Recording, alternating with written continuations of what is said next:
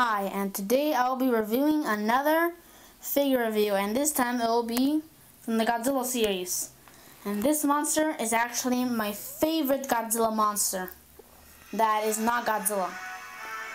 And the monster is from Godzilla 2000, Orga. So yeah, this mutant, I guess you can say it's a mutant or alien, first appeared in Godzilla 2000. So yeah, into history is that he's actually part of a race called the Millennials, I think they're called like that, and they actually arrived here on planet Earth millions of years ago. So yeah, but they actually traveled in this ship. But the ship actually was, I think, trapped underwater. So, it was like that for a long time. And, nobody ever found it. And then on the present day, that's when some scientists on a submarine actually found something that looked like a rock. So I think they pulled it out. And then that's when they saw, it looked like a UFO. So, they were going to analyze it. But then that's when actually the UFO rised up a little bit. So they were all intrigued. And then, all of a sudden, that's when Godzilla comes to, attack the city and all that stuff. So then that's when the army attacks him. And, time passes while the UFO actually gets out of the water and actually goes straight to where Godzilla's at. So yeah, and then, once Godzilla destroyed all the army ships and all that stuff, then that's when the UFO comes and analyzes the DNA of Godzilla. Since actually one of Orga's powers is actually to absorb DNA from his bite or from the UFO or whatever. So then he analyzes it, and then that's when he attacks, the ship attacks Godzilla. So that's when the ship throws a yellow beam on Godzilla, and then all that beam fights and all that stuff. And then that's when the alien UFO ship, I guess, goes and flies to a building. And then what happens is that all the citizens that actually are in that town of Japan, whatever, actually report that on their computers there's actually lots of Godzilla information, which is another clue that Orga is actually made out of Godzilla cells. So then that's when the ship releases some energy or something like that, and then that's when they release Orga. And then Godzilla comes and they get into giant fights, and then that's when Orga looks like he's getting the upper hand, but then that's when Godzilla beats him up. So yeah, that's all for history. And I actually wish he comes back again. Maybe in the next movie. That would be very cool. But unfortunately, they're not going to use any Toho monsters, so that's kind of unfortunate. But I wish he comes out in another movie. So into detail. Detail on this toy is magnificent. So the head looks pretty nice. All that texture, the bumps, the scales, the leatheriness. I don't know why it's blue, because in the movie he wasn't blue. But I read that this toy is actually supposed to be like the when Orga is biting him.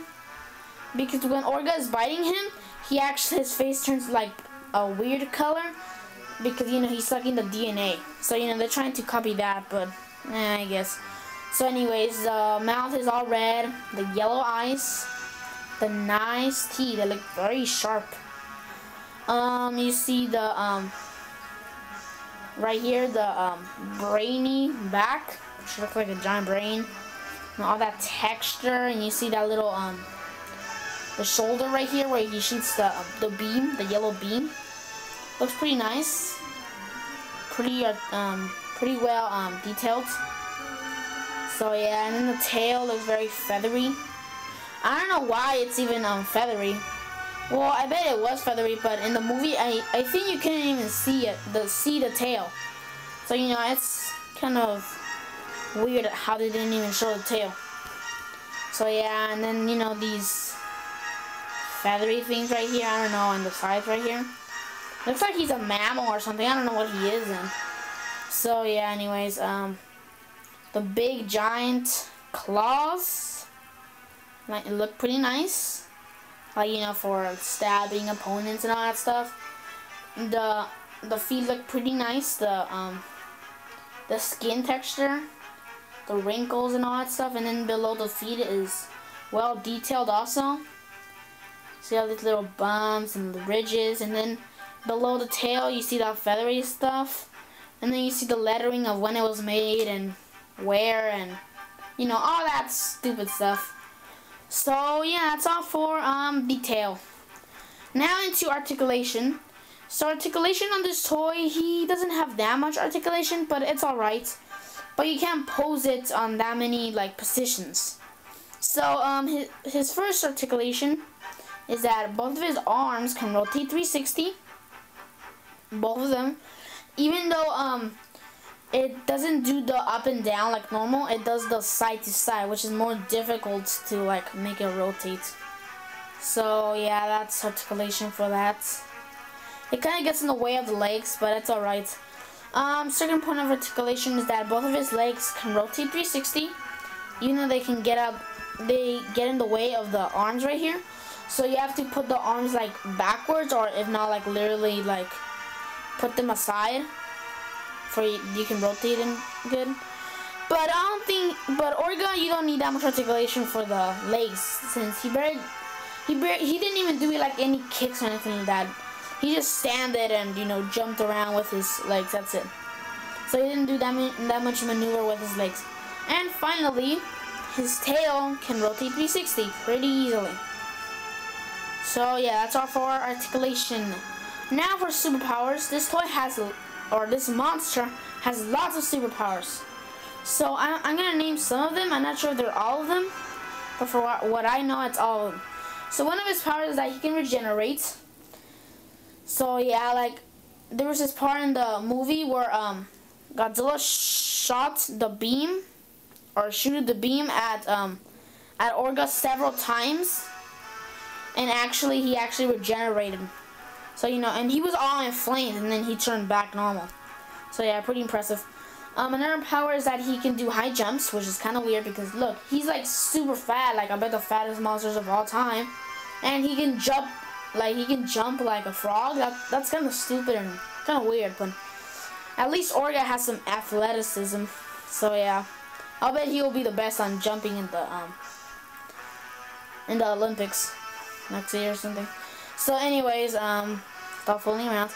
So anyways, another power is that he can shoot a yellow beam out of his shoulder right here. This little hole right here. I believe it's called the shoulder cannon. I'm not sure. So yeah, it's like a yellow beam and it's super strong. It made Godzilla like go like all the way behind and crash into a building. So you know, it's pretty powerful. Another power is that he can control his own ship. So yeah, pretty interesting. Like in this part of the movie is when Orga actually Godzilla was actually gonna shoot a beam at Orga, but then that's when Orga controlled the ship and made the ship go in front of him for the beam cannot hit his face or nothing like that. So yeah, that's pretty impressive also. Another power is that he has giant claws, you know, like for stabbing and poking opponents. And another power is that whenever he bites, he absorbs DNA. So yeah, that's why you know, that's why in this figure it's all blue, because they're trying to do the concept that, you know, when he bites to get a DNA. Even though I think it was originally green, so I don't know. So yeah, that's one of his powers, that he can bite and he absorbs more DNA. And the final power that I know of, that's actually in the movie, because I know there's some powers in the video games, there's some other powers in the video games, but I'm not going to include those, I'm just going to include one on the film.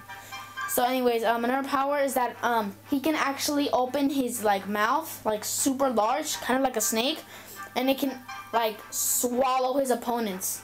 And while he's swallowing them, he gets like lots of DNA. So yeah, like when he was actually absorbing or actually eating Godzilla up, that's when actually spikes were actually coming out of his back. So if Orga like ate completely Godzilla, he would be exactly like Godzilla 2000. Except, you know, more powerful with the shoulder cannon and all that stuff. So yeah, that's all for superpowers, and that's a lot of superpowers. So yeah, pretty powerful monster. Even though he weirdly is not the most powerful. Kind of weird, but anyways, now into sizing. First we're gonna compare him with Godzilla 2000 here. So yeah, Bandai Creations. I actually wish that I get the regular Bandai one. And you know, it looks pretty cool. And right here, yeah, it looks pretty good. But I think Orga should be a tiny bit bigger. Orga should be bigger since Orga is 70 meters and Godzilla 2000, I guess, is 50 meters. So you know, Orga should be bigger. I think he's smaller, well, for two reasons. Because Bandai Creations Godzilla 2000 is like bigger, and also because Orga is more like a hunched over. So yeah, he's not like all tall, like completely. So anyways, now I'm gonna size him up with a Gamma series monster, Iris. So yeah, this is good. Well, actually, it's actually Iris's fault, because Iris is 100 meters and Orga is 70 meters. But it looks like, well, I guess Iris is taller just by these like shoulder spikes, whatever they are. But you know, it doesn't like by like 30 meters, it's not that much. So you know, but that's Iris's fault. So you know, Orga is alright. And now we're gonna compare him with Neosaurus. This is I believe this is pretty wrong sizing also, because Neosaurus is 73 meters and Orga is 70 meters. So Neosaurus should be like 3 meters taller. But in this case, it looks like Neosaurus is smaller. So you know, but that's Neosaurus' fault, since actually he's one of the small figures. So yeah, that's all for sizing. And now into rarity. Rarity on this toy, well, he's not that rare, but he's kind of rare, and like he costs a lot. Fortunately, I got mine for 34 bucks. So yeah, that's a very, very big steal, because normally he's like for 60 to 80 dollars. Sometimes he can even go to 100. So you know, it's it's alright to get him, but you know, you have to like get lots of money to get him. And also, if you're gonna bid on him or something, I don't think don't expect like to win or anything like that, because you know, whenever like people see Orga, they're like, oh my gosh, it's Orga, and then they just bid a lot, like you know, all the way to like $80. So yeah, I'm just telling you, since that actually happened once to me. Like, it was like 20 bucks, and then it was all the way to $90. Like, seriously, people. So yeah, but luckily I got it for 34 bucks, as I said. So that's all for this review. So I give this toy a 10 out of 10. So yeah, 10 out of 10. So I really recommend this toy. Even though, you know, you might not be able to pose him that well or anything like that, but who cares? At least he's not like the Bandai Creations Adore. Now that's a stupid thing right there. Because, you know, I can't even move a thing. At least he can move, like, at least the arms, the legs, and even the tail, at least, right? So, yeah. That's all for this review. And remember to subscribe, comment, rate, you know, all that stuff. And remember, if I get 100 subscribers, then that's when, you know, you can do requests and all that stuff. So, anyways, this is, Methalopoda, signing out.